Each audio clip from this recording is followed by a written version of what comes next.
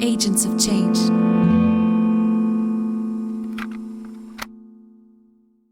In 1888, Clara Campoamor was born in Madrid, Spain. When she was 10 years old, her father died and she began to work to help contribute to her family's income.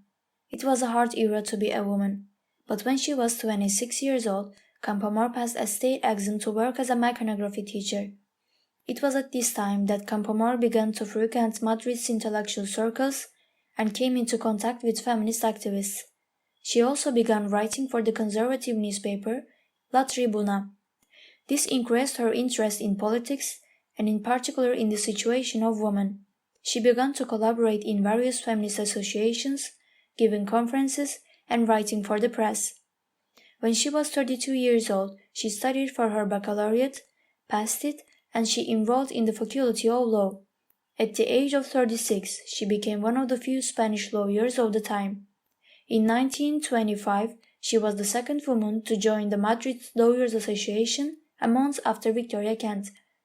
Campoamor was involved in the founding of two groups, the International Federation of Women in Legal Careers and the International Institute of Intellectual Unions.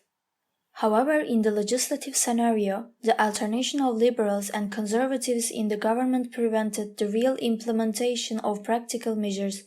It was for this reason that Clara Campoamor made the decision to make the leap into politics with Alejandro Lerroux's Radical Party. After the proclamation of the Spanish Second Republic in the 1931 elections, women were able to be elected, but not to vote. Campoamor was elected, along with Victoria Kent, by the Radical Socialist Party. It seemed her best chance to bring women's rights to the legislative area. However, her own companions would soon start to deceive her. During this period, she was part of the team that drew up the draft of the Constitution of the new Republic. There she fought to establish non-discrimination on the basis of sex, legal equality for children within and outside of marriage, divorce, and universal suffrage, often called the female vote. She got everything unless the vote, which had to be debated in the Spanish courts. The left, with the exception of a group of socialists and some Republicans, didn't want women to vote because supposedly they would be heavily influenced by the church and would vote for the right. For this reason, the Radical Socialist Party confronted Campoamor with another renewed deputy, Victoria Kent, who was opposed to the vote of women. The final debate on the 1st of October was an event. Campoamor was considered the winner, and the approval of Article 34 that made women's suffrage possible was obtained with 161 votes in favor to 121 votes against. Neither Clara Campoamor nor Victoria Kent managed to renew their seats in the 1933 elections. However, she abandoned definitively political activity because of two facts: the alliance of the Radical Party with the Spanish Confederation of Autonomous Rights, winner of the 1933 elections, and the harsh repression of the workers' insurrection in Asturias in October 1934.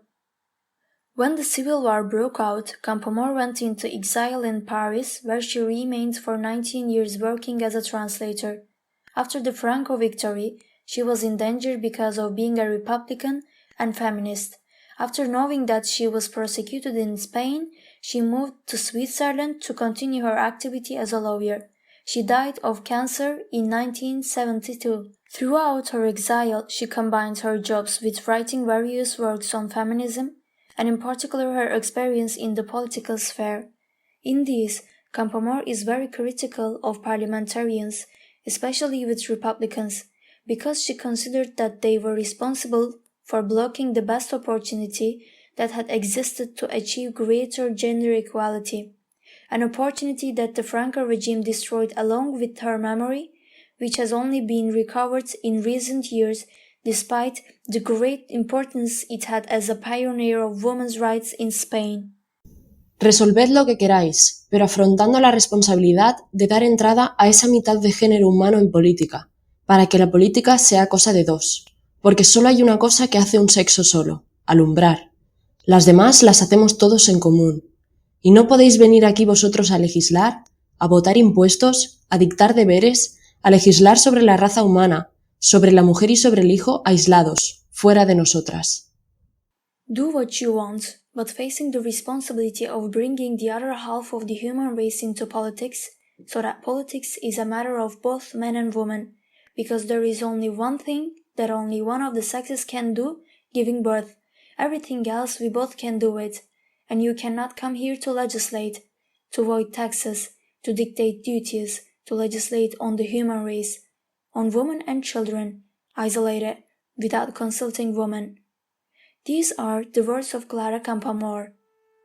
It was the year 1935 when Clara Campoamor wrote these words in El voto femenino yo, mi pecado mortal, which translates to The female voice and I, my mortal sin, a work in which she exposed the fight for women's right to vote and in which she had invested many hours in previous years.